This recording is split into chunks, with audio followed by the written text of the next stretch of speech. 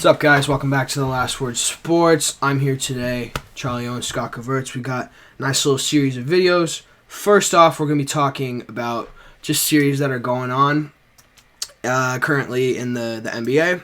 And right now, we're going to be talking about the Nuggets and the Jazz. Just when they take them to Game 7. Was that yesterday? I think last night, yeah. Which is when the Nuggets... Murray had 50 again. Murray had 50. Donovan Mitchell had 44.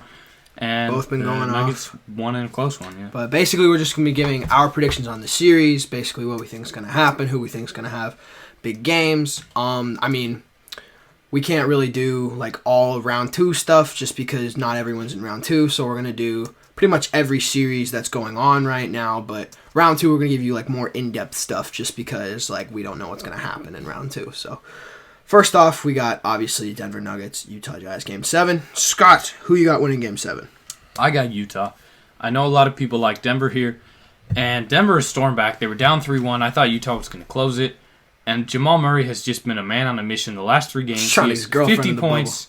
He has 50 points, 42 points, and 50 points on incredibly efficient shooting. The other night, he was like 17 of 24. For the series, has been shooting 58.5%. Yeah, which great, and like 50% from 3. Unreal. 57%. Really stepped it up. Jeez, He's always been the past year or so, kind of an all-star caliber player, but very inconsistent. A guy who will go out and give you 10 one night and 30 the next. And he's just been performing on the highest level this whole series, really just refusing to let his team lose, especially with guys like Gary Harris and Will Barton out early on. They have them both back. I know those are key additions. I know that Jokic has been playing pretty well. He's averaging like 25, 26 for the series.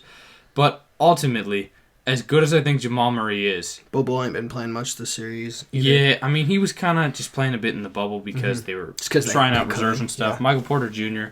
Has also had a bit more of a reduced role than he was having in the first 8 bubble games. But ultimately, I think this comes down to Donovan Mitchell versus Jamal Murray. And I put my faith more in Donovan Mitchell, a guy who I think has been supremely underrated in this league, has been nothing but an overachiever since he entered. Rookie year, averaged like 22, 23 points per game. Led this team as pretty much their sole offensive main weapon to an upset victory over an Oklahoma City team with Paul George and Russell Westbrook.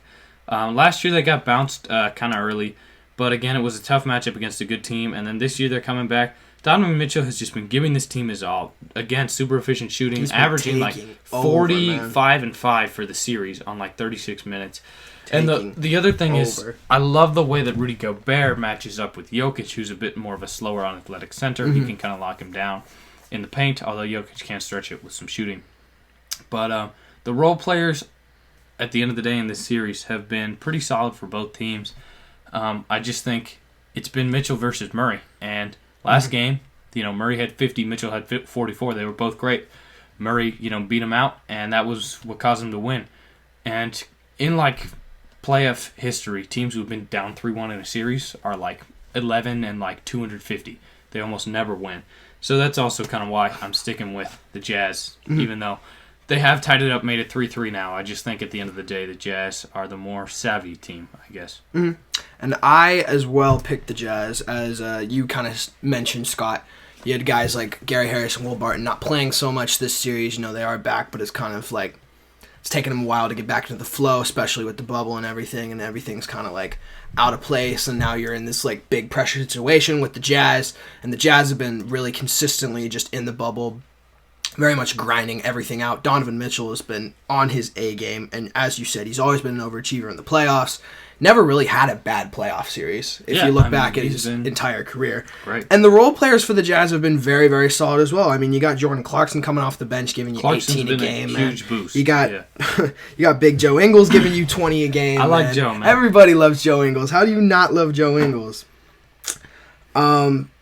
And overall, man, I think the 3-point shooting for the Jazz has been absolutely crazy, too. Just along with Donovan Mitchell's production, because, he can shoot a little bit, but he's primarily a slasher. Are actually tied as most field goals in the playoffs. So most field goals in the playoffs? Yeah, 3-point field goals. Most 3-point field goals, yeah, okay. Just so you mentioned. And the thing is, Jamal Murray has been more of a shooter throughout his career. Mitchell has been more of a slasher. He's stepped up his 3-point shooting in right there. Playoffs, right to Jamal Murray, man. And, not to discount anything the Nuggets are doing wrong, I just think personally that the Nuggets have just not looked great this series. I think they are the better team on paper, and throughout the regular season, you obviously look at it, they were the 3 seed, probably should have been the 2 seed if not for the whole bubble, like the regular season games that they played out in the bubble, because they were originally the 2 seed before they got down to the 3 seed. Yeah, they were when the Clippers took it away from them. Yeah.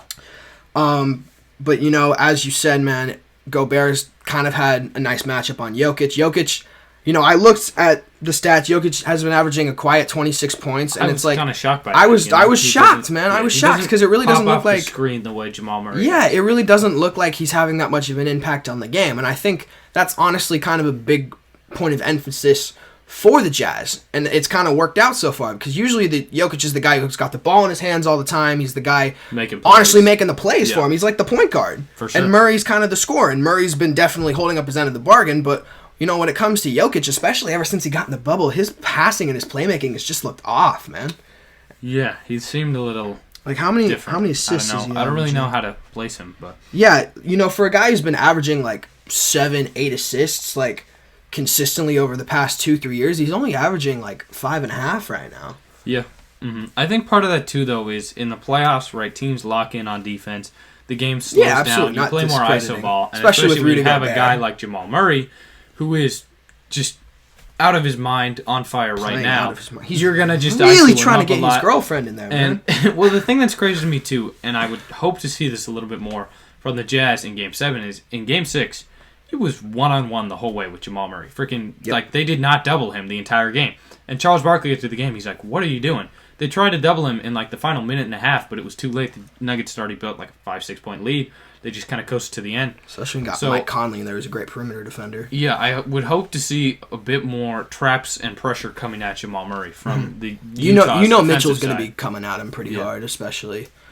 Got that although neither team has phenomenal perimeter defense. No, but I mean, you can make an argument that the Jazz's perimeter defense is a little bit better. Yeah. Especially when you got Conley and just the athletic freak that Donovan Mitchell is. Although Gary Harris coming back is nice. Yeah, absolutely. Absolutely. But I would still personally take the Jazz in the perimeter defensive setting. But, that is our pick for who we got winning the series. If you agree, let us know. If you think we're out of our minds and you think the Nuggets will destroy him and Jamal Murray will have like 80 points, let us know down in the comments. Like, share. If you like what you see, subscribe. We're going to try and pump out some more vids, especially with the NBA playoffs ramping up. We got football vids. We're going to do a few more baseball vids soon. I don't think I don't think we got much more to say. Scott, you got anything else, man? Yeah, that's good, Got Jazz and 6, baby. Jazz and 6. Jazz and 7, but yeah. That was games.